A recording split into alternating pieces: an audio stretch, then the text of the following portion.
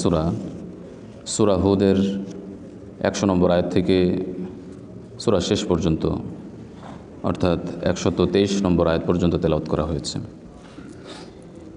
তেলাওয়াতকৃত আয়াত আল্লাহ রাব্বুল আলামিন পূর্ববর্তী জাতিদেরকে ধ্বংস করার কারণ এবং পরবর্তীতে আমাদের কি করণীয় সে সম্পর্কে আলোচনা করা হয়েছে।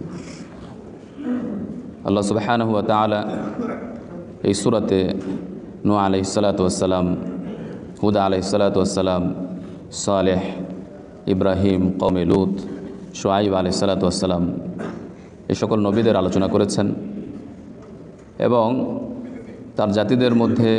তাদের জাতিদের মধ্যে যারা অপরাধী ছিল, অন্যায়কারী ছিল, তাদেরকে ধ্বংসের বিবরণ দেওয়া হয়েছে।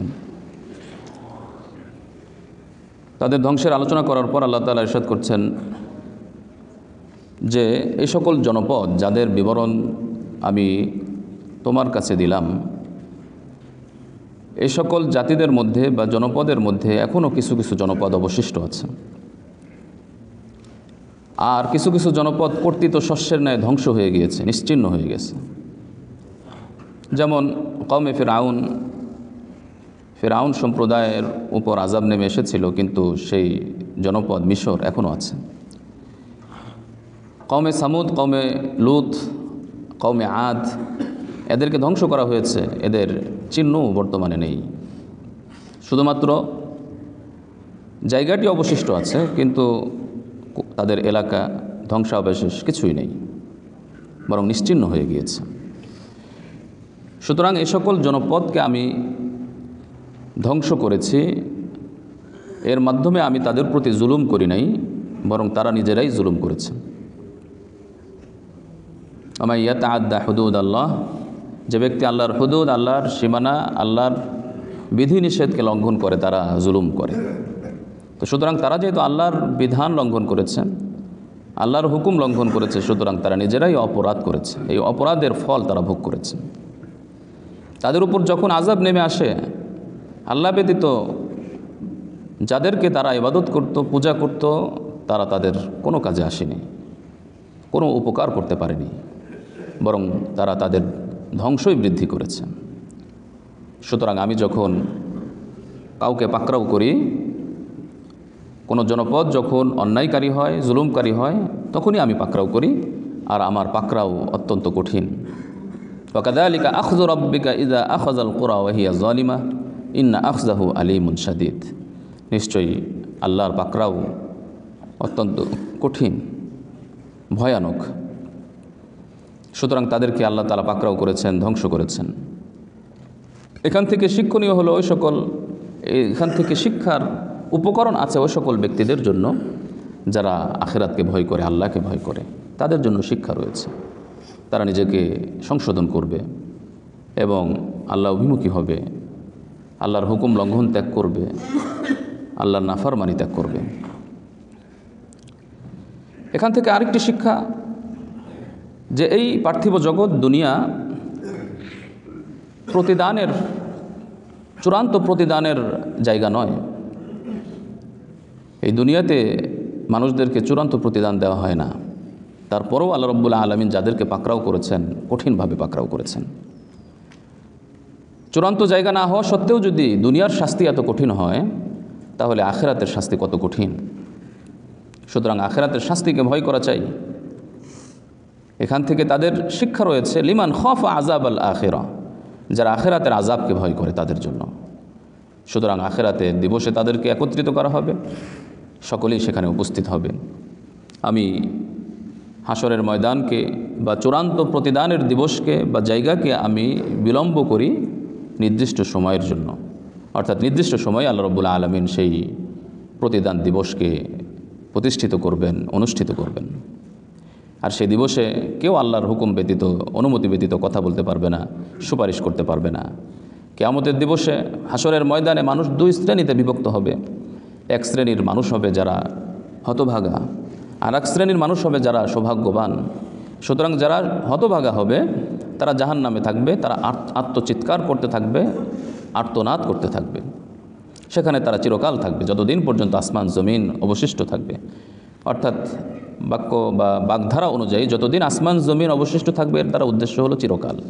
চিরকাল তারা সেখানে থাকবে, ইল্লা মাশা রব্বুক, তবে আল্লাহ তাআলা যা চান। অর্থাৎ আল্লাহ তাআলা চাইলে অনেক কিছুই করতে পারেন, আল্লাহর এই ক্ষমতা আছে। কিন্তু যারা কাফের মুশরিক চিরকাল জাহান্নামে থাকবে, তারা চিরকালেই থাকবে, সেখান থেকে তারা আর বের হবে না। পক্ষান্তরে যারা সৌভাগ্যবান হবে, ইমানদার হবে, আমলদার হবে, ফাফিল জান্নাতি খালিদিনা ফিহা, তারা জান্নাতে চিরকাল থাকবে, আর এটি হবে তাদের জন্য নিরবিচ্ছিন্ন প্রতিদান। নবী করিম সাল্লাল্লাহু আলাইহি ওয়াসাল্লামকে আল্লাহ রাব্বুল আলামিন সান্ত্বনা দিচ্ছেন, যেহেতু পূর্বে বিভিন্ন নবীদেরকে কিতাব দেওয়া হয়েছিল, তারপরেও তারা নবীকে নিয়ে ঠাট্টা করেছে, উপহাস করেছে। যেমন মুসা আলাইহিসসালাতু ওয়াসসালামকে আমি কিতাব দিয়েছি, ফাখতুলিফা ফি, তাকে নিয়েও মতবিরোধ করা হয়েছে। সুতরাং এতে আপনার মনক্ষুণ্ণ হওয়ার কিছু নেই। নবীদের সাথে যুগে যুগে এমন আচরণ করা হয়েছে, আপনার সাথেও করা হবে। তবে যেহেতু একটি নির্দিষ্ট সময় রয়েছে, নির্দিষ্ট সময় যদি আমার পক্ষ থেকে নির্ধারিত না থাকতো, অর্থাৎ হাসরের ময়দান যদি আমি নির্ধারিত না করতাম, তাহলে এখনই তাদের মাঝে ফয়সালা হয়ে যেত। বরং আমি অন্যায় অপরাধের কারণে এখনই আমি শাস্তি দিচ্ছি না, কারণ এর নির্ধারিত একটি সময় রয়েছে। সুতরাং সেই সময় যখন আসবে, ইন্না কুল্লা লাম্মা লা ইউওয়াফিয়ান্নাহুম রাব্বুকা আমালাহুম, তোমার রব তাদের আমলের পূর্ণ প্রতিদান দিবেন। সুতরাং তোমার করণীয় হলো, তোমার উম্মতের করণীয় হলো ফাস্তাকিম, অটল থাকো, ইমানের উপর, আমলের উপর, ইসলাম এবং শরিয়ার উপর অটল অবিচল থাকো, কামা উমিরত, তোমাকে যেভাবে নির্দেশ দেওয়া হয়েছে। ওয়ামান তাবা মাআকা ওয়ালা তাতগাউ, এবং তোমার সাথে যারা তওবা করেছে, ইমান এনেছে, ওই সকল উম্মত, ওই সকল মুমিন মুসলিমরাও যেন অটল থাকে, অবিচল থাকে। ওয়ালা তাতগাউ, সীমালঙ্ঘন করো না, সীমালঙ্ঘন করো না, সীমালঙ্ঘন করলে এর পরিণতি শুভ হবে না।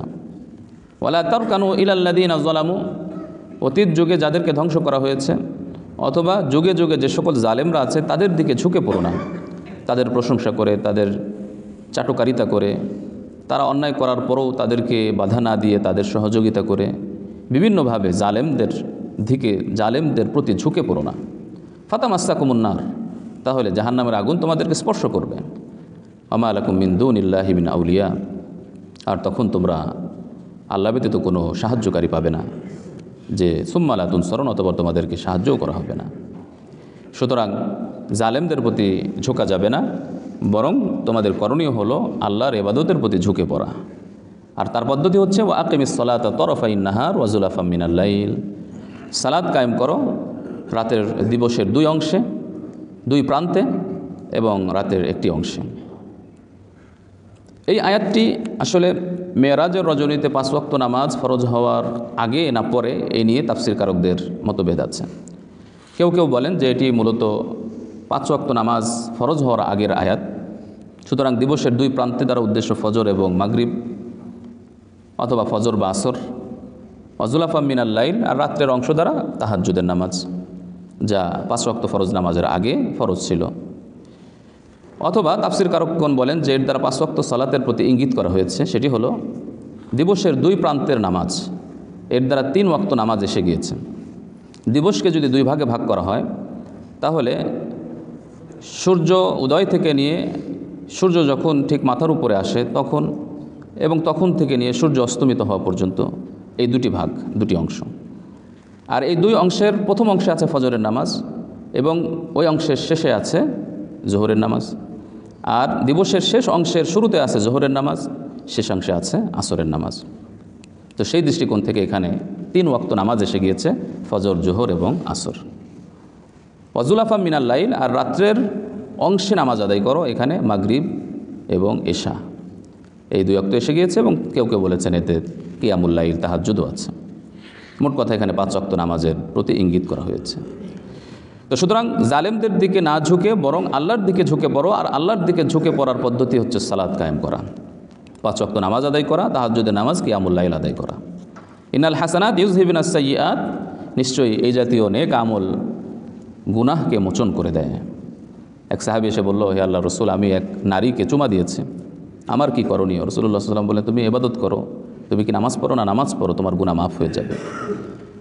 অন্য হাদিসে এসেছে এক জুমা থেকে অপর জুমা 5 ওয়াক্ত নামাজ এক রমজান থেকে আর এক রমজানের মধ্যবর্তী গুনাহকে মাফ করে দেয় যতক্ষণ পর্যন্ত ওই ব্যক্তি কবিরা গুনাতে লিপ্ত না হয়, কবিরা গুনাহ থেকে যদি বেঁচে থাকে।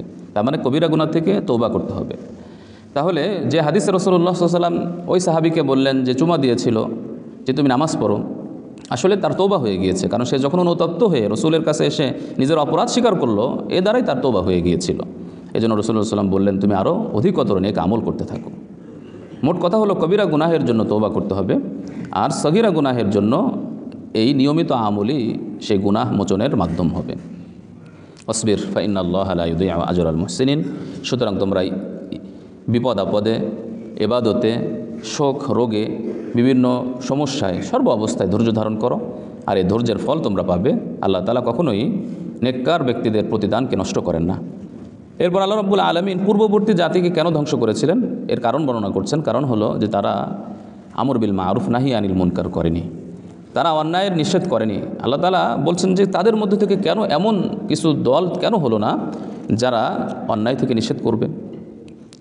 সুতরাং তারা যদি তাই করতো তাহলে তারা রক্ষা পেত। হ্যাঁ, কিছু লোককে আমি নাজাত দিয়েছিলাম, কারণ তারা অন্যায় থেকে নিষেধ করেছে।